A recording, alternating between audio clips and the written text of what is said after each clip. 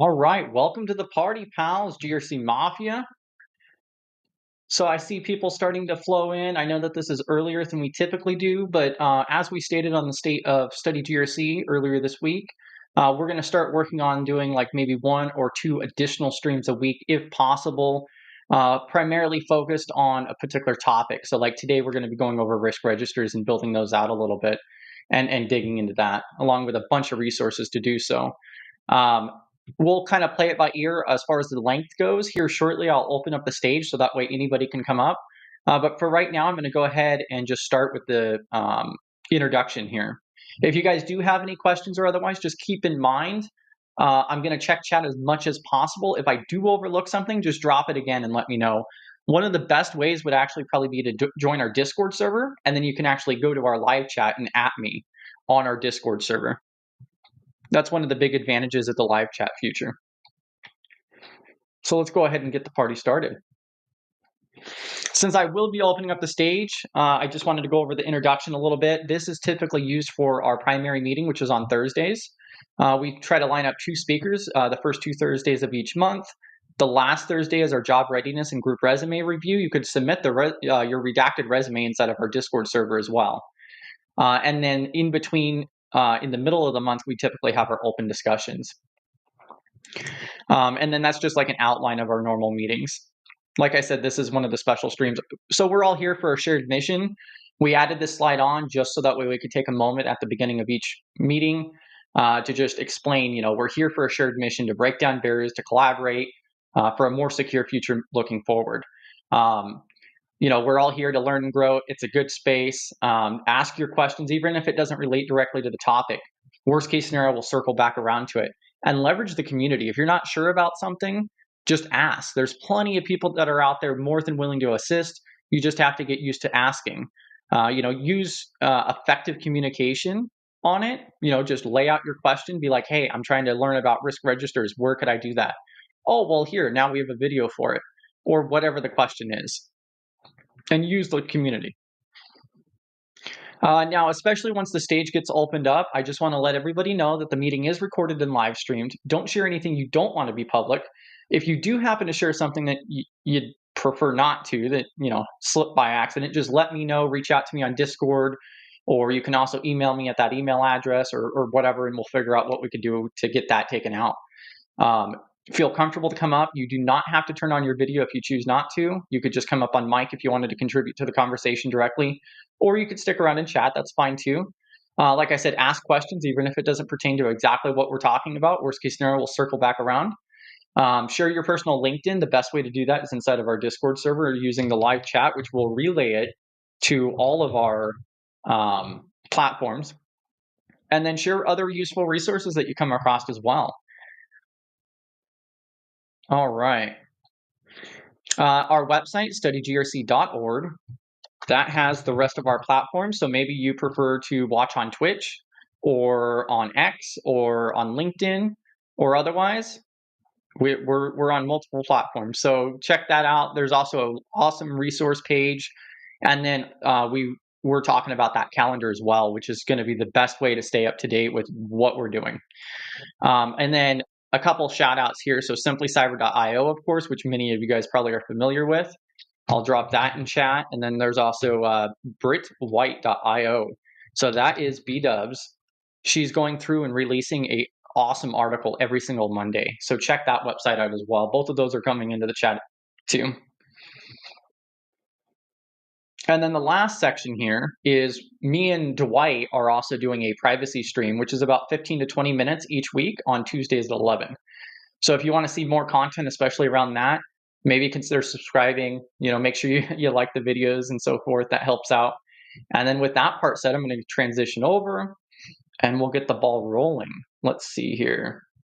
I'm going to go ahead and modify a couple things here. I have a whole bunch of stuff lined up for today, and I'm going to try to go through the majority here pretty quickly.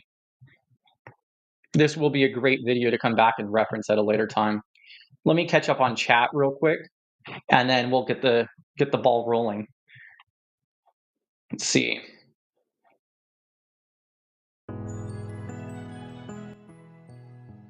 Got to get some background noise going. I see Cyber Stoic, David B hopping in. We got B-dubs. We got the LinkedIn user portion isn't showing.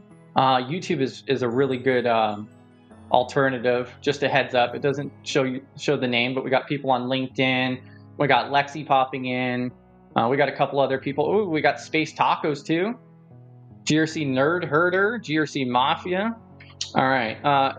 Space Tacos also has a awesome Discord, so check that out. That's coming into the chat. The GRC Audit Treasure Trove is like Space Taco's personal archive of all kinds of different useful stuff that she's come across over the last couple of years. Definitely give that a look. All right, so it looks like I'm caught up on chat. Again, just as a reminder, I might miss something in chat. If I happen to do so, I'm going to try to keep up with it, but don't be afraid to, hop on Discord, at me on the live chat channel, or just, send it again. So yeah, I'm going to try to keep up with it as well as I can. All right. So I'm going to zoom in a little bit more on this. Oh, yeah, we have more people hopping in too. Diana, Robert Brown, bunch of other people. Cafe Saito, I think, 55. So yeah, welcome to the party, pals.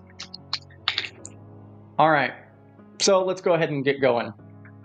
So the way that these special streams are going to work out, that we're going to start doing on a more regular basis, is I want to position the resources like, hey, this is how you can go through and learn this information, to kind of share my process on like, oh, I want to learn about this topic. Well, how do I do that?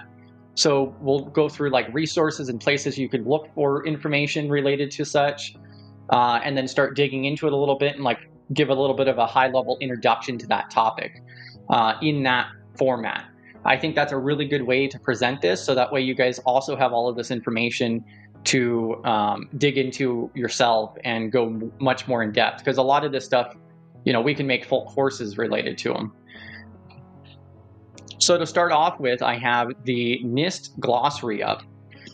Now, the NIST glossary I've talked about a few different times. It's an amazing resource. If you're not sure about a particular term, topic, or whatever, you just come on here and search for it. So like for an example, we're going to go ahead and go to the glossary and search for risk register. And so I want to learn more about risk register. And this is the same process that I've used before as well. And then we see here all of these different examples. Let me double check. Let me know if this is if I need to zoom in more. And like I said, I'm going to continue to try to keep track of the chat.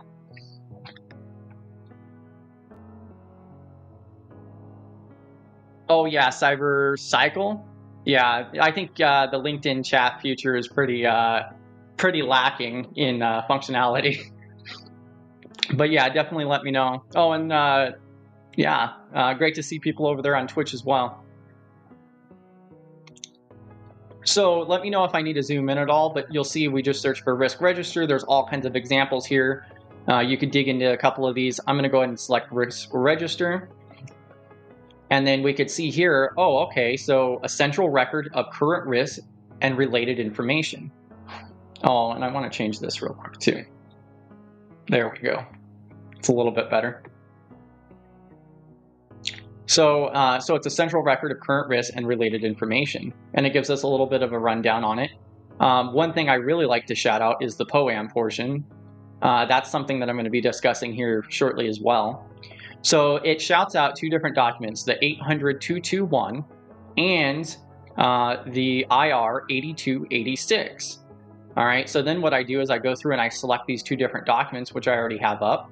So the first one I'm going to go ahead and showcase is this SP 800-221. So I use the NIST glossary to find this, and then now what I'll do is, you guys probably can't see this portion, but I just Control F and search for risk register. And welcome to the party, pal, Marcus, Tyler? Yeah, Skyler. I screwed up the name earlier. I got the name earlier correct, but now, yeah, we'll see what happens. Yeah, welcome to the party, pal. So going to the, just a slight recap here for everybody else. We went to the NIST glossary, we searched for risk register, and then now we're looking at the documents themselves. Again, these videos, I want to outline the resources and the methodology on actually locating the information yourself. So that way you could dig into it even more later on, and then like a high-level view of the topic that we're discussing as well, so you have a little bit more information going into it. So then I just searched for risk register, and we could see here on this document from the glossary, which is SP 800-221, we have risk register use right here on page 25. And I'll go ahead and drop the link to this as well. I will be going through after the video and publishing all of these links in the description below, so that way you guys have everything. I have a presentation later as well in regards to this that I'll be going over, which will also be published inside of our Discord server too. All right, so risk register use. So let's go ahead and check that out. And you could see here that just searching for risk register, we also have the section here that talks more about risk register. We also have creating and maintaining enterprise level ICT risk registers. So there's a bunch of different sections here that we could take a look at, but let's just view risk register use first. Oh, and then it's messing up a little bit there. So now risk registers are used within organizations to communicate and track ICT risks over time. Let's see here.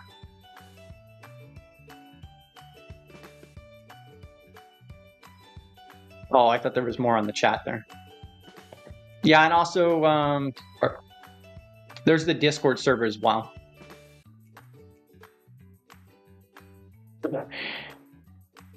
Oh, I probably will, Fred, on. I'll just call you Fred. That's way easier.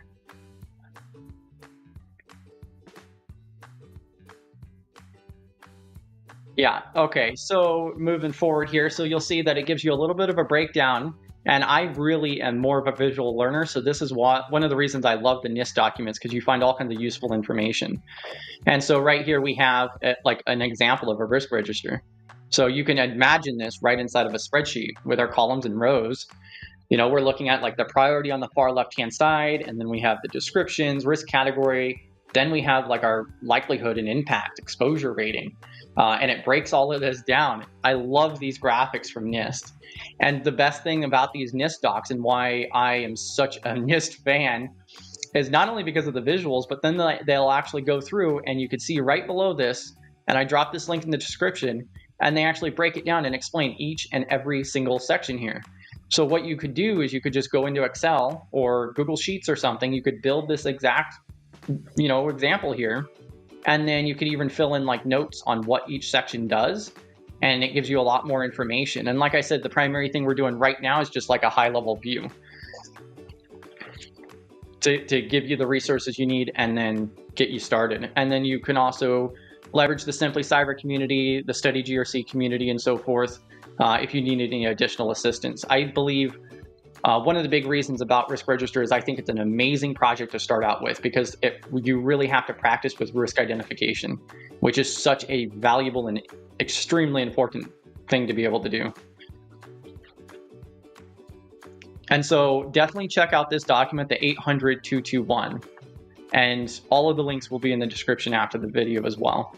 And this breaks everything down. So just using the NIST glossary, searching for the topic you're looking for, using CTRL F to search through the PDF document to find what topics you're trying to find. And you'll find all of this great information. We even have the qualitative and quantitative analysis as well that's explained. And then what I'll typically do with this is, like, if I need to learn more about this, then I'll actually take this and I'll use AI and be like, hey, I'm trying to learn more about this. I use the conversational feature on Gemini all the time, and I just start breaking it down. All right, and then the second document that it mentioned is the NIST IR 8286. So integrating cybersecurity and enterprise risk management, ERM. And this one as well, you just Control F and you search for the particular term that you're looking for. So right here it says creating and maintaining an enterprise level cybersecurity risk register. And that's awesome. So I love that. NIST is just so great. Can't talk them up enough. So now we're going to go ahead and click on that section right there, and it's going to take us down here. I don't think this one is, I think the 800-221 goes into a much better detail on building a risk register and the different sections that you would have. But this also gives you a really good understanding, and the maintaining part is the important section. So like I said, I have a presentation planned out as well here shortly to break down some of the different steps. But yeah, the maintaining, the monitoring is valuable. You could go through and build your risk register, but it doesn't do you any good if you don't actually implement like project management with POAMs, and you don't go through and monitor it and keep it up to date and maintain it. You have to act upon it, and it's more of a living document. And if you guys have any questions as I go through this or otherwise, definitely drop them in chat. Like I said, utilizing the Discord server live chat is probably one of the best options, especially for questions, because you can also @ me, and it'll be easier to find. And so this NIST IR 8286, you can see here how it, once again, I would start with the 800-221, and then I would move to this 8286 document, because this, especially for the enterprise risk management, it's a little bit more complicated, I would say. So having the foundational understanding a little bit from the 221 makes it a little bit easier, but this is still a great resource. And it talks a lot more about like the stakeholders, because it's around the enterprise risk management. So ERM. And there's a lot of really great information in here. And there's several different sections in both of these documents. I don't know if you could see it on here. Oh yeah, you guys can see on the far right-hand side, you'll see all of those different highlighted sections that on the search for risk register. Welcome to the party, pal, AMK, GRC Mafia. All right, and then now with that part stated, I wanted to go ahead and share this real quick as well. So not only do we have that one section that it was showing in 221 for like building a risk register inside of a spreadsheet, so inside of an Excel document or a Google worksheet or otherwise, that I would say is the traditional sense. Now, especially in a medium to larger business, you are almost always going to have, hopefully, some type of software to assist you, GRC tool. And this is one of the tools that we talked about before. We actually did a video presentation with CISO Assistant. They have a community edition. And so I wanted to bring this up just to showcase what you guys could expect coming up as well, because this does relate. So in the next few weeks, or maybe starting at the beginning of next month, one of the very first things that we're going to do with Study GRC is build our own risk register. That is going to be held inside of our Discord server. So definitely look forward to that. The calendar on our website is going to be the best place to keep up to date. And also inside of the Discord server, we'll publish, you know, alerts and notifications on that. But I just wanted to showcase that, you know, you'll typically nowadays have some type of software where you'll actually select like your risk matrix, like this is the 5x5, and then you'll actually go through and you'll have like your scoring assistant where you can go through and actually tools that will assist you in the likelihood and impact ratings. Along with developing your risk register, we could build the whole thing out in here. And I'm going to go ahead and drop the link to this video here. So you guys can bookmark this or just check it out later or otherwise. But that is our presentation video with CISO Assistant. And if you guys have any questions regarding it, definitely reach out, let me know. Drop it in Discord. They have their own Discord server, which is also awesome. What I love so much is that they have their community edition, which has like 90% of all of the features, which is just freely available on GitHub. It's very easy to set up on Docker. So you can run it as a virtual machine, containerized on your local machine for, you know, $0 virtually. All right, and then with that portion out of the way, I'm going to go ahead and pull up my presentation that I started working on. So let me go ahead and take that down. Let's go ahead and get this pulled up.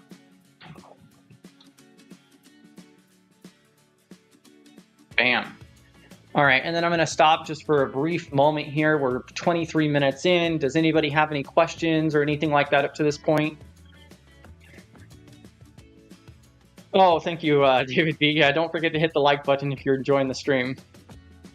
Let's see, and I believe everybody should be able to do exclamation mark like, and we have those different commands, and I could actually drop a link to this real quick too.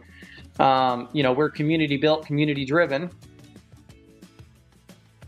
Let me see here.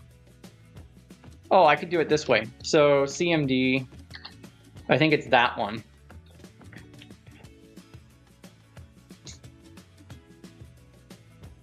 Yeah, so you guys can check out the actual commands that you guys can use on that website right now.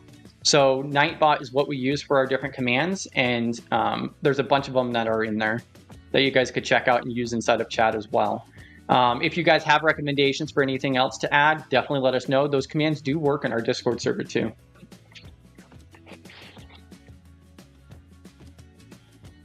Oh, and thanks for hopping in, Jeremy.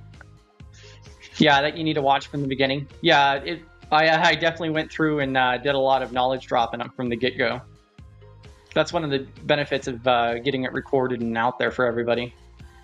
And then Jose was asking, is it okay to do a simulation on how to use them in your everyday work, or do we just have to read them and know all of them? NIST guidelines, things. So like in regards to like, I think you're asking whether or not you need to like memorize the NIST documentation and so forth. No, most certainly not. The big key thing to understand is the concepts behind a lot of this. Like you need to understand like what is a risk register and some of the concepts related to it. Like, oh, who is the owner of the risk? What types of risk are there? How do you do a priority on risk inside of your risk register and so forth? You need to understand the concept. You don't need to like actually word for word memorize NIST guidelines at all. The NIST documents are absolutely amazing to get the concepts and basic understanding down, and then you use them for reference. So then if you need to go through and you need to build a risk register, then you're like, oh yeah, I remember, I go to the NIST glossary, I search for risk register, and then there's like documents or whatever topic you're looking for. And that's one of the key things, is being able to figure out where you need to go. Yeah, no worries at all. And let me pull some of these up. Let me know if that answered your question, Jose, or not. Sorry if this was already asked first time, but is there a list of tools you use, such as the one shown? So the CISO Assistant is what I just showed a second ago. That is on our resource page. So I would recommend to take a look at our resource page, which is studygrc.org, and then click on resources. But also I can drop CISO Assistant in chat as well. They have... it's a community edition that they have on GitHub, which I think is absolutely amazing. I've played around with the software a lot. StudyGRC, we're going to start doing actual meetings inside of our Discord server, building out our own program utilizing that software. And I think it's a great resource for especially small to medium businesses that just can't really have the budget for some of these other software tools that are out there. Let's see. Yeah, and thank you, Space Tacos. Yeah, the website itself and the Discord server.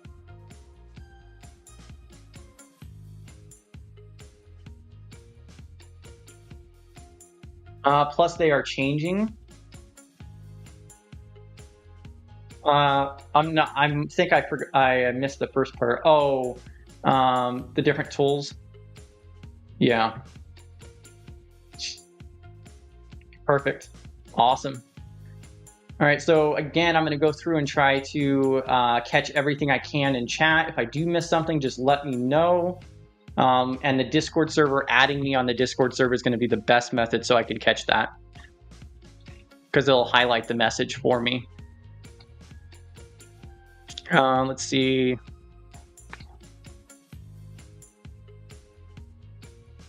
All right, perfect. All right, so let's go ahead and continue. So this presentation, I'm going to upload this into our Discord server as well, just after we finish this stream. This is going to be a pretty good resource for you to just review later on as well. This is, you'll notice that this does have some pages of walls of text, I would say. However, I built it that way and put it that way just so that way it is a really good introduction to it.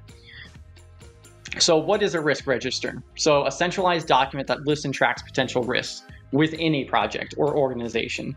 We talked about that a little bit. That's like the very condensed version of what it is. So you're listing out and trying to identify the different things that could go wrong. So what could go wrong inside of your organization is really the gist of it. And you're making an entire list, and then there's a bunch of other stuff that you add to it.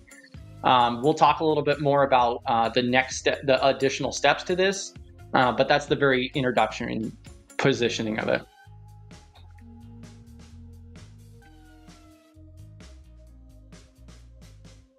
Oh, yeah, no worries at all, Cybercycle. So I meant the NIST publications, revisions, etc. Sorry about that. Let me go back to your original question. So in regarding NIST revisions, so asked already first time, but is there a list of tools you use such as the one shown?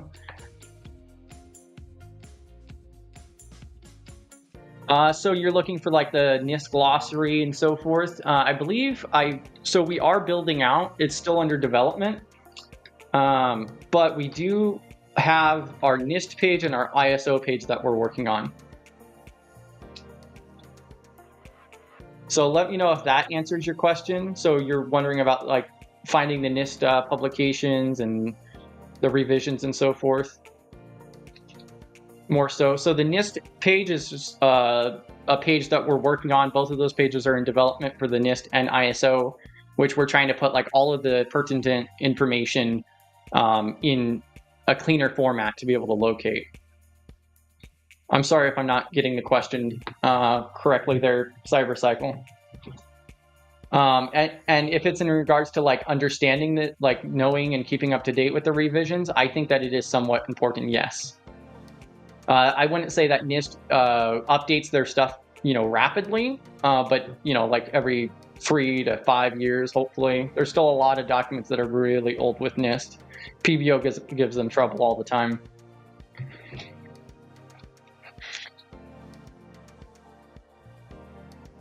All right, so the basic is, like I stated a moment ago, and then benefits of using a risk register. Why should we even utilize it?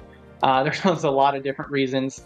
It really just helps with your entire program. I think that it's like an initial first step to building out your program whatsoever. You need to understand what your objectives are and what some of these different risks are. Like I said, it's a living document really as well. So some of the key highlights I put here, so like improved communication, this allows like the stakeholders to understand and the rest of the people on your team and throughout your organization to understand like, okay, what kind of risk do we have? What kind of an impact does it have? Well, that leads to like the priority level as well, especially when you're fighting for budget and so forth. That, really helps out when you could say, oh, yeah, we built out this entire risk register and this is the top 10 things that are like extremely important that, we need to fix now. Like if we only have so much budget this year, this would be my top pick. And that's where risk register comes in. And it just gives you a really good idea throughout the entire organization. And you could even build the risk registers, especially for a large company. You could build one just for a particular department or platform. If you work for an IT company or a software company, I should say, you could do a risk register to identify those risks, which kind of goes into like AppSec to an extent for a particular platform. So this isn't restricted, of course, to just an entire org. Could be scoped down.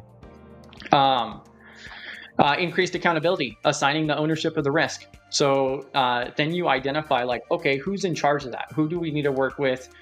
Who's taking responsibility for that particular type of risk? That is definitely important, especially when you're trying to figure out like the POAMs on going through and not only like figuring out the mitigation aspect, who's involved, who's in charge. Proactive risk management. So identifying the different risks and just being on top of it. If you already go through, it's being proactive when you go through and you try to brainstorm. You could base a lot of this off of like previous risk assessments or go through and do a risk assessment to help identify. But then also you want to brainstorm what could go wrong. What are our risks? And it's going to vary from every single business and industry as well. Let me see here. So those are some of the big highlights there. And let me know if you guys have any additional questions here. That's just, again, we're going through some of the high level. Now we're getting into some of the walls of text. Again, I'm going to state it over and over again. I hate doing the walls of text, especially on presentations, but we're uploading this to our Discord server as well. So it's a good resource for people to come into and just get an introduction. You guys can go through it afterwards. So creating a risk register, the step one is like identifying the risk. This is where you go through and start brainstorming, like I was just talking about. And this leads to the risk identification. And that's why, like, I recommend this as, and I think a lot of people would recommend this as a really, really good starting point. Like after you complete the GRC masterclass that Gerald has, going through and building out a risk register with 15 or 20 different items would be really good to showcase that you can identify risk and prioritize it and do that likelihood and impact. All right. And then step two, so describing the risk, you want to be able to actually verbalize, like, what type of risk is this? Is this, is it financial? Is it reputational? Like, what is that helps you develop the impact rating later on as well, and gives more context to be able to prioritize so what's going to be the outcomes and what exactly is it? Clearly defining the risk up front. And with a comprehensive set of risk details, the team can develop targeted strategies to address the most critical areas. So this comes mostly in handy when you're doing that prioritization as well. Let's see.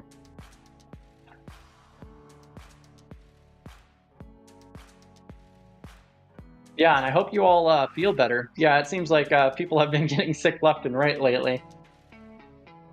Space Tacos is over here taking potions.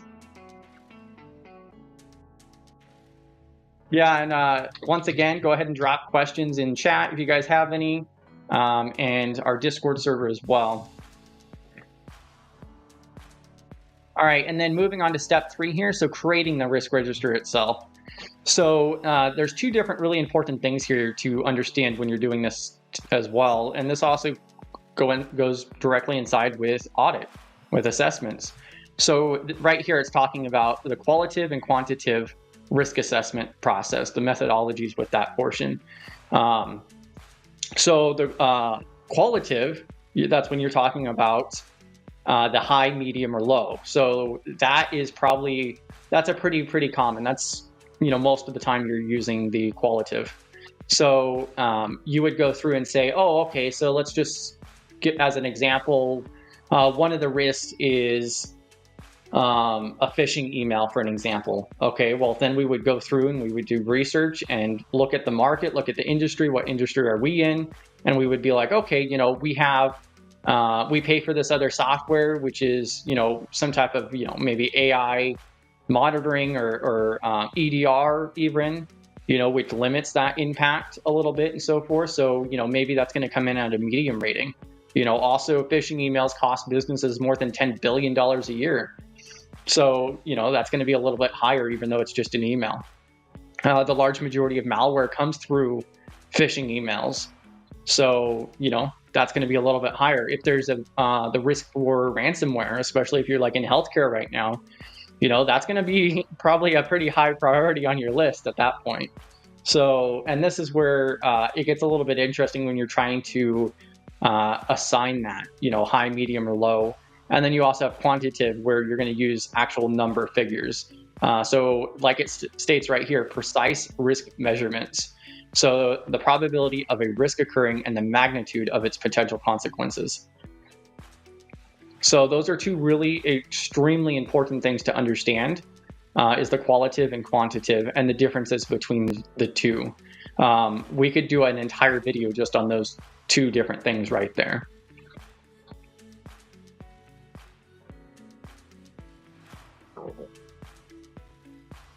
Oh, Space Taco says that she's making potions, and tea counts in potion land. Now, I am a huge fan for taking questions and so forth throughout. So I want to pull this up. So Wizzy Waza asked, what's your opinion on using Excel as a risk register? I always struggle with driving updates from risk owners, tend to be the chasing for updates rather than the owner engaging or providing. I mean, personally, I think Excel is the good old-fashioned way of doing it and so forth. But nowadays, there's so many different options out there, and that's one reason why I did a shout out to CISO Assistant earlier, is because you could run you can run CISO Assistant in the cloud, or you can also just run it on a local machine, like not even connected to the internet, and it really helps with your entire program and not just the risk register portion.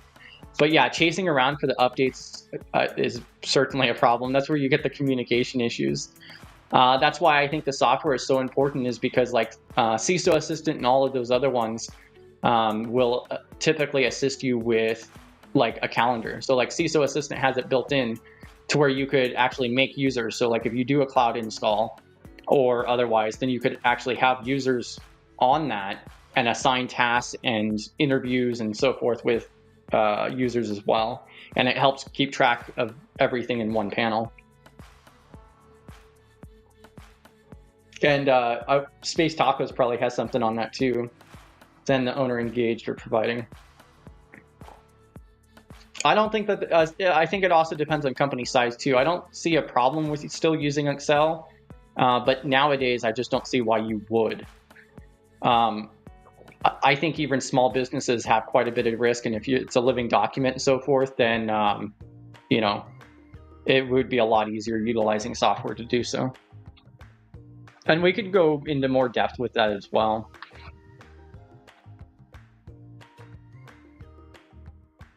Let's see here. So creating a risk register, I think I went over this last one. Okay, yeah, the qualitative and quantitative. So step 4 here, so prioritize risks. Oh yeah, and BDub says that is a tough one. If you could find a way to automate chasing those updates with a tool, that would be helpful. Yeah, and that's why I was stating that like they do have a calendar in CISO Assistant. I know other software that's out there utilizes the same thing. But yeah, the mention on automation would be very valuable. So prioritizing the risk. So now we're looking at the likelihood and impact portions. Let me go ahead and see if I could swap back over to this other document real quick. So what we looked at earlier was this NIST 800-221, and they showed us this nice little diagram here. So we talked about like the risk description, actually outlining what it is. And now we're talking about the likelihood and impact, which you can also include the exposure rating. So this is the part that we're discussing right here. Let's swap back over here. It's somewhere here. Oh, it didn't even swap. My bad. I tried. Space Taco says Excel is widely known, comes with a Windows platform, and easy to learn. Sure, the fancy tools are awesome, but I'm still very new. But I'm guessing Excel will work just as well as anything else. And see, I would push back on that. So I think Excel definitely still works, and I think it's a great option. It's better than nothing at all. However, a lot of these different tools provide a lot of different options, and I believe it would be easier to manage through these tools that can be multi-user, and you can assign tasks and get updates and automate things. I think that would be way better than just running everything in Excel. But yeah, definitely better than nothing at all. And I think one of the big main reasons why Excel, and I would still say that it's still widely used, of course, is just because, like Space Tacos was mentioning, is it's so widely known. So yes, it's possible. People have done it. People do it all the time and so forth. But now, like with tools like CISO Assistant, where it's a very low cost to go through and have something, software to be able to automate and do a lot of these other things, you know, I think that's becoming more widely available to a lot of other businesses that may not have been able to. Oh yeah, and like Space Tacos mentions, it doesn't mean you can't learn how to use the fancy tools though. I always think it's great to be multilingual when it comes to tech. Yeah. I mean, I think one big key thing there is like, if you aren't interested in learning the new software or otherwise, you know, utilizing Excel is better than absolutely nothing. So don't let that be a barrier to building out a risk register for your organization or otherwise. Yeah, and B-Dubs also mentions that you could use Zapier. and Slack. I heard some chatter in Discord the other day about how you properly pronounce Zapier. I have absolutely no idea the correct pronunciation, but I always went with Zapier. So prioritizing the risk, the likelihood, and impact. I believe Gerald's course does an amazing job on describing. He shows a spreadsheet in Excel, mind you, like we were just talking about a moment ago, and talking about the likelihood and impact and how you go through and you do that rating. And it also an important mention is right here is by carefully prioritizing the risks, the risk register becomes a powerful tool for proactively addressing the most pressing threats. So all of the information that we throw into this is extremely important to be able to prioritize and identify, where our areas are weak. And this is going to be specialized to every single business. Okay, so AMK says Xavier. Yeah, we'll see. Well, then shouldn't they have used an X for that? Let's go ahead and pull this up real quick too. So if I create a risk register with identified risks and later down the road, let's say during a third-party risk review, we learn of a new risk from a vendor that we integrate with it, is not changing encryption keys regularly, would this all... did that actually get cut off? Or... Oh yeah, I think it did get cut off. So the last part of that is, would this all newly identified risk go on the same register? That does depend. So what my understanding is it depends on your organization. Especially a larger business may have multiple risk registers. So there is also another thing with like your vendor risk register, where your third parties and fourth parties are on its own risk register itself. I think that just kind of depends on your maturity level, and then also just how you want to operate that, because your risk register alone could be absolutely massive. So if you have a lot of third party and fourth party and so forth, and you do a lot of stuff with vendor, then it may be better to just run that in a separate risk register, and then you'd be running multiple. But you could also put that in your primary register as well. It just kind of depends on which method you think would work best.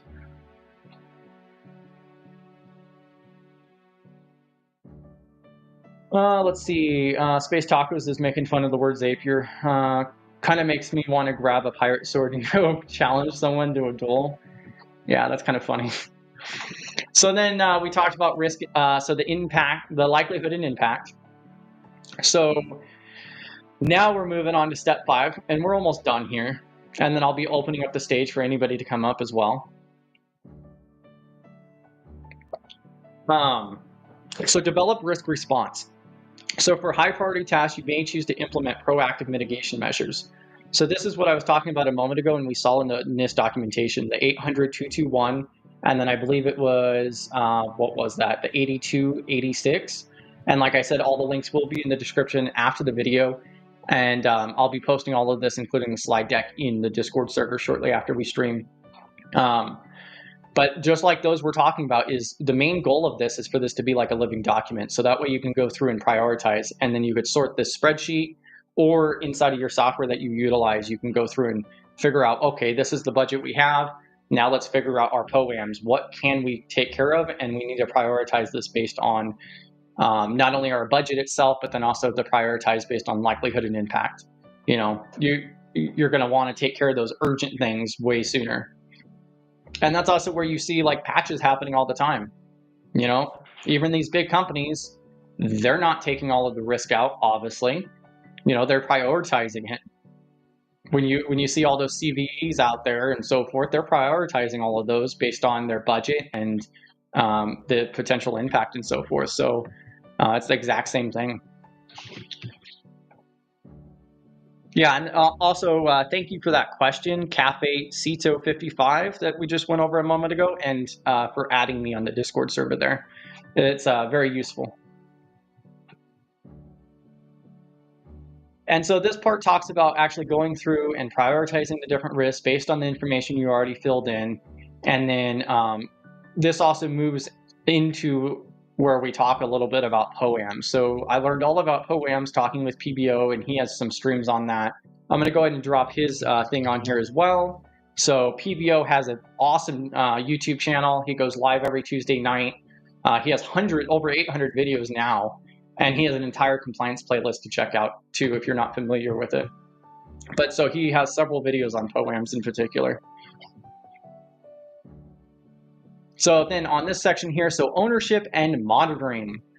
So in addition to an assigned owner, the risk register should be reviewed and updated on a regular basis. This is where it's a living document. So not only do you prioritize, but you need to keep it up to date. Maybe something changes. Maybe you move to a different tool, or maybe the tool gets updated. Like let's say you're using, I've actually seen this before where the platform I'm utilizing for email, for an example, does not allow us to have MFA. Why that is, I have no idea, but that is a form of risk. So that's put into my risk register as a high priority that like, oh, hey, we're utilizing this email service and there's no ability, no settings for us to have MFA on here. That's a problem. Maybe we need to look at other options. Oh, well, before we got to that priority, before we got to that task, they've updated the software, the platform itself that we're utilizing, and now they've enabled the option for MFA. Hopefully they actually force the MFA, but you know, that's an example of how going through and monitoring and updating it and so forth comes in as well. At the beginning here, it mentions the assigned owner to the risk itself. So this person will be responsible for monitoring the status of the risk, tracking the changes, and reporting on the progress. And this is I think much more important when you're working in teams and for larger organizations. Your outcomes and strategy will vary. Yeah, and thank you so much, Diamond, as well. I hope that this is valuable, especially if you didn't catch the first part. We're going to be doing different topics once or twice a week based on community feedback. If you guys want to see a particular topic that we go over, otherwise, just let us know. All of the links and the slide deck and everything will be in the Discord shortly after the live stream. And we're trying to go through and give you the resources at the beginning of the video and the methodology on learning more about it, and then going through and giving a high-level view like this to understand it a little bit more. So when you do go through those resources, you have a little bit of a head start on it. And yeah, so assign ownership and the monitoring section. And that's what I was premising at the beginning of the video is if you don't go through and update your risk register, if it's not a living document and you're not doing anything with it, it's just going to become old, outdated, and useless. So yeah, that's the biggest thing. Like you're just going to waste your time if you don't keep it up to date. It's great to go through and identify the risks as a starting point, but also you need to keep that up to date. And thank you so much for hopping in as well, Zuyuki. So many amazing people. GRC Mafia. All right, and then now we're moving into, this is the final slide deck here. So this is the recap, and I'm going to open up the stage here in a moment. So 10 slides in total. Like I just said, everything will be in the Discord. On this very last slide, I went ahead and put down here these different documents that we covered at the beginning. So the NIST 808, the SP 80221, the IR 8286, and then also the NIST glossary.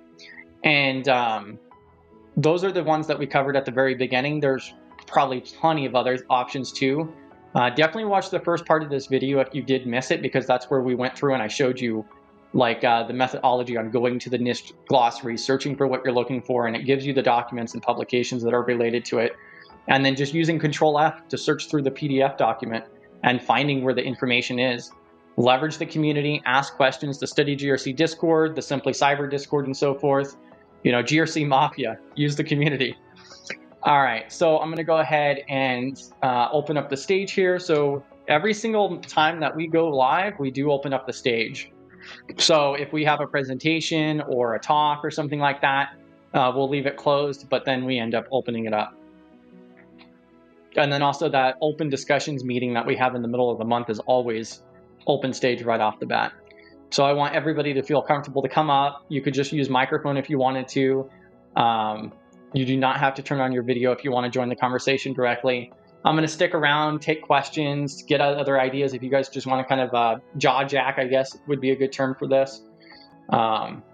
And yeah, that's pretty much that. I'm going to go ahead and take this down, go full screen, it looks like. One of the other sections that I could talk about a little bit more, let me go ahead and share this part. So like you could see on this page that I'm about to share about POAM. Oh, it's not showing. Let me go ahead and hide this part too. So you could see right here, I had mentioned POAM, and that was one of the things I wanted to briefly cover as well. So if you ever come across a term or something like that that you just aren't familiar with, or even a concept, just go to the NIST glossary. This has never failed me yet. And I just search for the term, whether it's POAM or ERM or whatever it is. There's a very, very, very high likelihood it's in the glossary. That at least gives you a good starting point to learn and dig into a particular topic. And so POAM, a document for a system that identifies tasks needed to accomplish. It details resources required to accomplish the elements of the plan, any milestones in meeting the tasks, and scheduled completion dates for the milestones. I highly recommend the videos that PBO has done on POAMs, where he actually goes through and gives some different examples of this. In my opinion, not every business is going to do that, but when you go out and you build your risk register and it's a living document, you should also have a associated POAM that goes with that. And what that does is it bolts on that project management aspect of it. So that way you have everything together and they work side by side. That is a very good strategy in my opinion. So definitely keep that in mind. There are some documents here that dig into it that you can also take a look at. Inside of our Discord server and also on our NIST page that we're building out, we do have these other resources. So like the 837 that it mentions right here, I consider as like a fundamental great thing to start out on. So there's also a section on our resources channel inside of our Discord where I outline, like, I think it's 8 different NIST documents that I would recommend in order to go through and actually read, and just, even if you skim through it, to get a really good understanding. And the 37 is one of the big ones.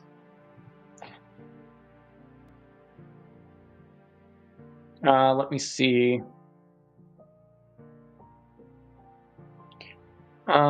So Fred On mentions, will it be a good idea to have the risk owners monitor their risks? I can think of 1 or 2 reasons why this may not be effective, but any thoughts? Yeah, let me go ahead and move back over here. I'm marking this other question as well. So let me move a couple. Where did that go? Oh, here we go. Just trying to figure out this side of it. I'm going to pull up this presentation part again for you. And that's going to be like one of the best things in here, is that it's going to be available for everybody afterwards. So assigning the owner. So the risk register is a crucial step. So this person is responsible for monitoring the status of the risk, tracks the changes, and reporting on the progress of mitigation strategies. This is going to kind of vary. And so, I think it kind of depends. So I think communication is going to be one of the biggest struggles. I think it is one of the biggest struggles inside of organizations based on everybody that I've talked to. But that's also where like the company culture aspect comes in. So there still needs to be some form of checks and balances. And that's also where you get like the POAM, where you have those plans and milestones lined out to where like, oh, okay, these are, let's say you go out and you build your risk register and you have, let's say, 300 different risks that you've identified. You have all of those organized, sorted, impact and likelihood. And then you pick 10 of those. 10 of those are an extremely high likelihood and impact. And those 10 are what you're focused the most on. That's where you start going through with your POAM, and which is like the project management end of it. And you would just have to like make sure that the milestones are met. You would outline like, oh, okay, one of the issues is we don't have any type of antivirus software like installed on our machines. We have 200 machines and we want to we're going to give our manager, 30 days in order to find a platform. Okay, we need to get this antivirus software, ransomware software, and everything else in order to meet this requirement and reduce this risk level from high to medium or even better. And so we're going to give them 30 days in order to go through and find a platform that they want to pick that meets these requirements.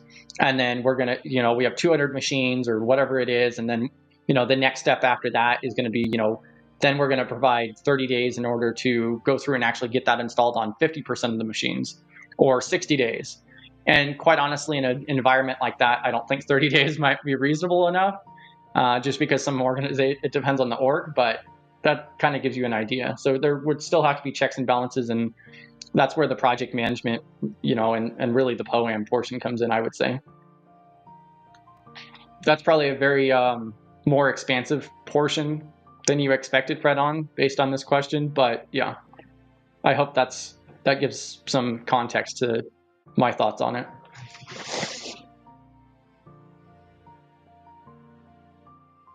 And then we also have this one from Space Taco. So have you read all of the NIST controls? If yes, how long did it take you? If no, how far along are you?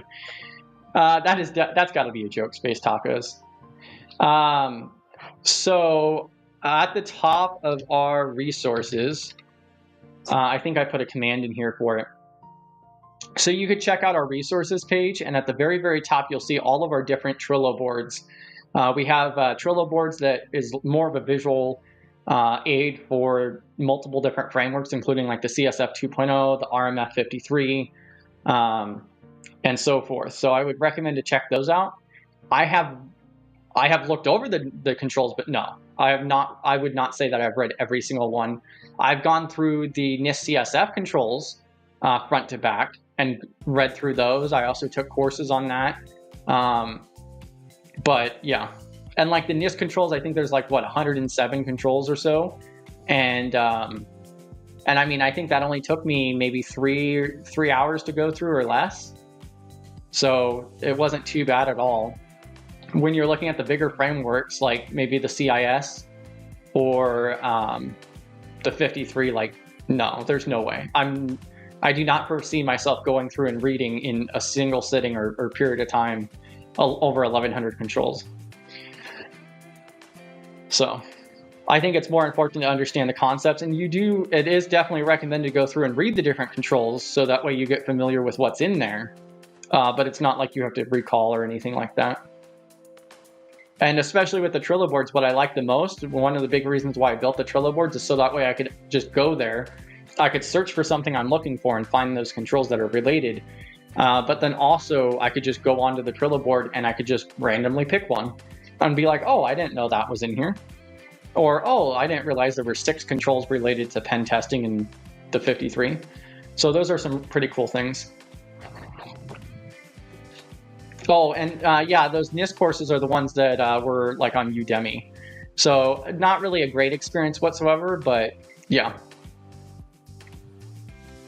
That's one of the reasons why I did like that NIST CSF videos, because I got more value by going through the NIST documentation than I did any of the courses I have ever done. So that's why I root for the NIST so much. It is a lot of reading and so forth, but I think they do a really good job, and it's all public. It's all out there, just available. The downside is that it's all reading, which I know is difficult. So especially when you're looking at larger things like the 53. So.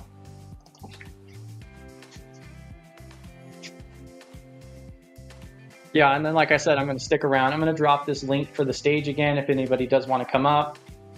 If anybody has any other questions, definitely let me know. Let's see. But I think we covered it pretty well. We are 1 hour and 1 minute in. So not too shabby. Let me go ahead and move this back to this last one.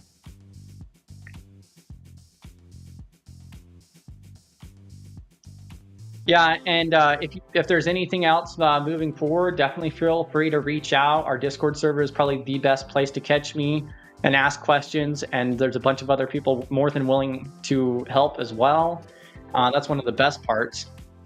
So, and yeah, Space Tacos asked, says that it would be neat to get someone like Morgan Freeman or Samuel L. Jackson to do a audio recording of NIST controls. I would love, I mean, Morgan Freeman would be pretty neat, but Samuel L. Jackson, that would be interesting, especially like in character. Yeah, that would definitely take the dryness out of reading the NIST docs. That would be my preference out of the two.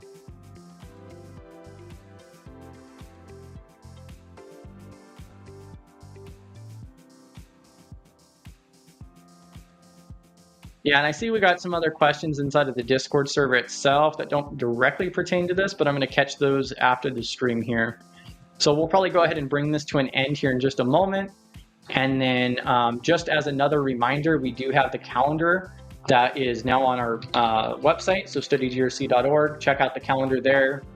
You should be able to subscribe to that. If you click on the bottom left-hand corner, you could add it to your Google Calendar. One of the issues that I have noticed is we've tried Outlook calendars, so the Microsoft Calendar and the Google Calendar, and neither one of these options seem to have any ability to auto-adjust the time zone. So all of the times on there are in Central Time, where I'm located. So if you guys have any ideas out there for calendar options, let me know. I would like to provide a calendar that auto-adjusts the time zone, just I haven't been able to figure that out with Google or Microsoft. So yeah, and I have tried. So let me know if there is, because I haven't been able to figure it out. I do have, if you look at the page there, I'll bring it up actually as we're coming to an end. So this is our website here with our calendar.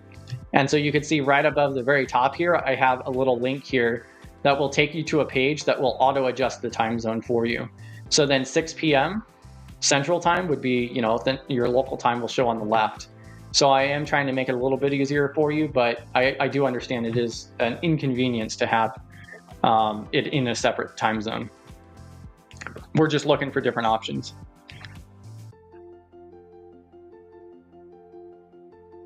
All right. Perfect. Perfect time zone in the world is CT. That's funny, Fred on. Yeah, and that's pretty much that. So I'm going to go ahead and end the stream here. Thank you to each and every single one of you guys for tuning in, giving us your time. Awesome questions throughout this already. And one of the last parts that I was actually going to mention is, so tomorrow I'll actually be doing my first official presentation during our main meeting. So our main meetings are 6 p.m. Central on Thursdays. These other videos like this one are just add-ons. I'll be doing a presentation for Insights for Self-Study in the Golden Age. It's a play on Gerald's keynote that he did at Wild West Hacking Fest. So Gerald went through and did a lovely keynote positioning the fact that the industry has changed so much. And like back in the day, you would have like a magazine that you could read, but you didn't have all these resources and abilities to learn and actually practice information security. And how we're like in the golden age of it now. The information's out there, the ability is out there, it's way more accessible, and just go out there and get it kind of aspect. I can go ahead, I have a link for that in the Discord as well for his keynote, but tomorrow I was going to do a play off of that and do Insights for Self-Study in the Golden Age, which is more so digging down. I had talked about like how I use AI in order to assist me, but I also wanted to give some different insights about like different study methods to an extent, not necessarily learning strategies, but more so like different options that are out there. So kind of like what I was positioning with this on going to like the NIST glossary and just searching for what you're looking for. Typically what I'll do when I'm trying to find something is I'll go to the NIST glossary, I'll go through and I'll go to like some of the different YouTube channels related to it or otherwise, or search YouTube. And there's a bunch of other different methods out there. You just have to go out there and find it. And then worst case scenario, we have amazing communities surrounding us. So Study GRC, we have Simply Cyber, Black Hills, Anti-Siphon, SlaySec Plus, GRC Audit Treasure Trove, and another dozen or so more. So if you're trying to find something, if you can't find it, then there's always the community support as well. So With that said, I will see you guys tomorrow, and I'll see you guys in Discord the rest of the day. You guys have a great one. Enjoy the rest of your